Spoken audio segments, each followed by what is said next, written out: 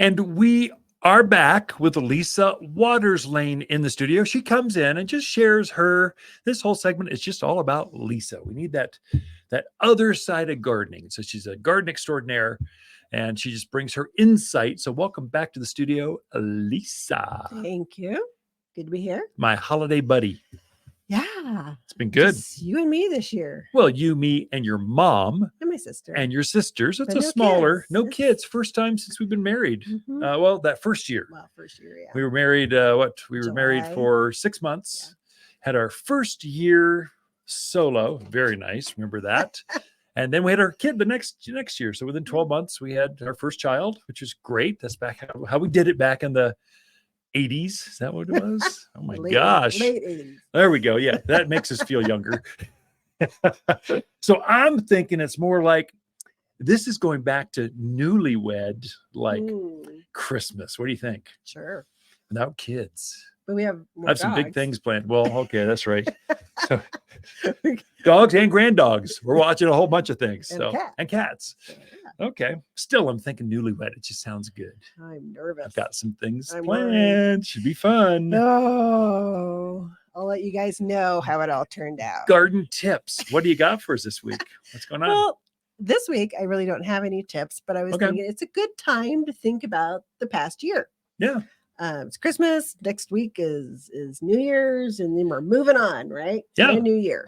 So it's always good to look back and go, what was great about last year? Because sometimes you feel like it takes forever, and then you turn around and you're like, oh my gosh. Just like that. Yeah. It's already the end of 2023. Yeah. Who knew that was coming? So I just like to take a look back sometimes and see what was good. So I started with January. Okay. So great about January was we focused more on house plants again, and made that department a little bigger. We're trying to make it better. We're trying to really educate us and our staff so we know how to help you with house plants. So we just really brought in some good quality house plants, and we brought in some good quality kind ceramic pottery to help you decorate your home. Yeah. Because, Christmas, we put everything away and then we start going, kind of empty around here. Yeah. What can I bring in? So it's always fun to bring and just kind of redo your home, freshen your home. And January is a great time to do that. Get those houseplants in there.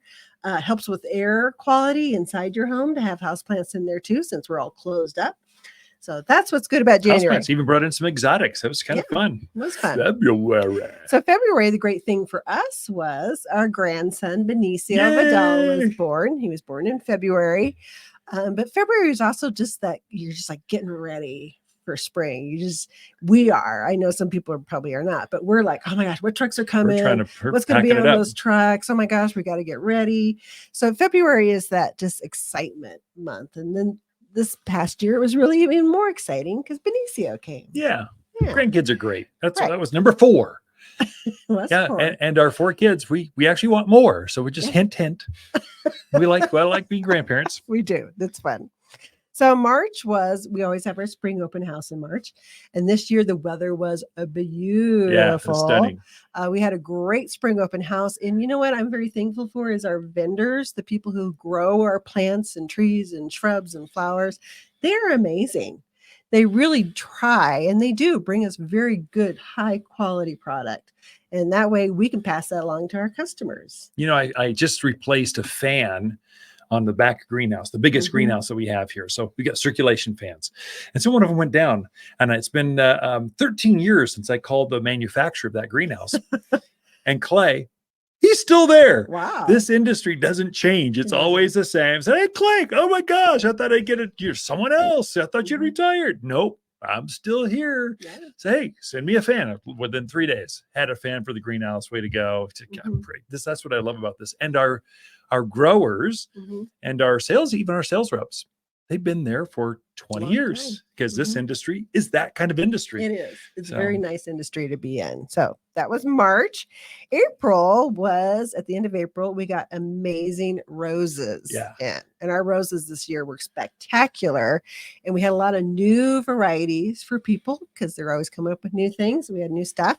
And this year will be the same way. We have our fiber pot roses actually will come in February. Yeah, I think it's a dormant rose, but it's fully rooted out, and it's in a fiber pot, so it's very easy to plant. And we have new varieties in that too. So roses are always fun, and we have a great climate for roses. This is rose. This is a rose. We grow better roses than anywhere else in the country, except maybe California, and even better there, better than Portland. We don't have all those spots and all the issues that they have because we're dry and we're bright. So they love this elevation, but we're not so cold.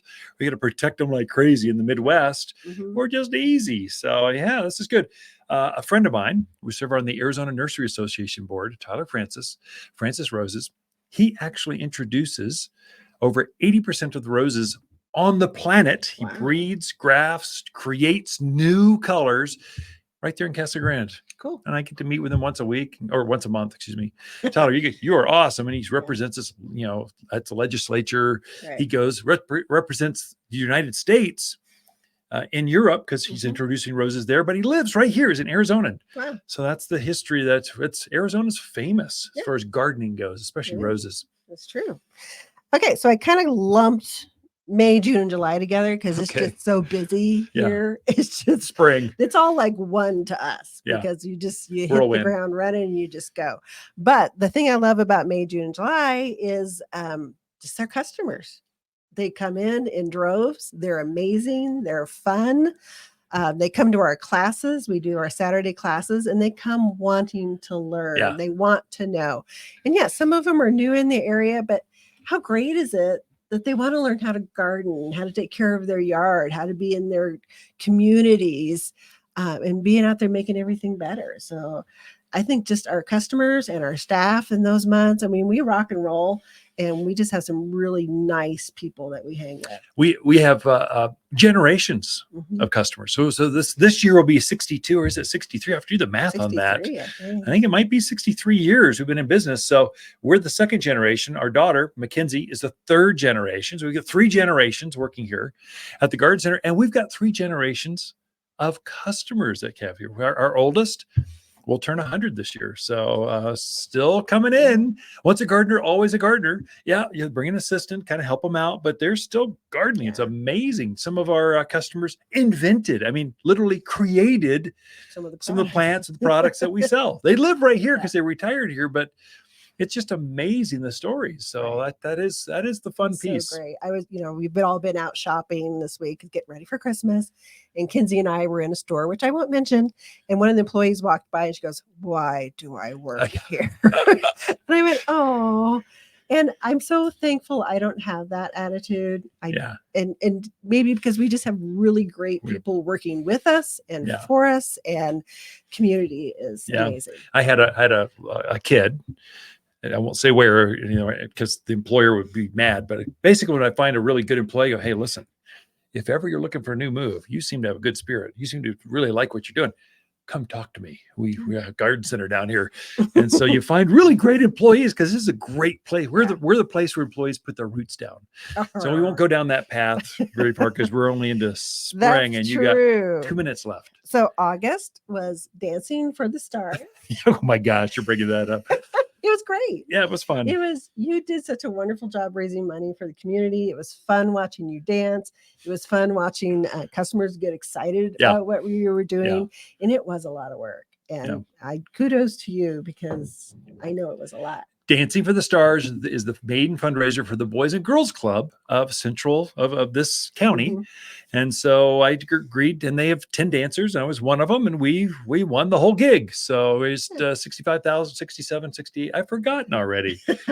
How many thousands of dollars for the club is well worth it, and great cause. So you did good for Thank that. You. And then September was our Grapes for Good event that we do here at the store, which was also very successful again. And lots of good money raised for the Rotary, which supports math and reading clinics, kids, schools. I think they just funded one of the veterans kitchens or something. So they take that money and reinvest it in our community. So you got 30 seconds. Okay, I will close it out real quick. So we have October, November, December, which it was just gorgeous here this year. So that's why we live here. The weather was amazing. The fall color this year was spectacular. And people came in and celebrated that. So it was fun. All right. Thank you, Lisa. So the 12 months of this year, the highlights. Thank you so much for being here. Ken and Lisa Lain, the Mountain Gardeners. Be right back after this.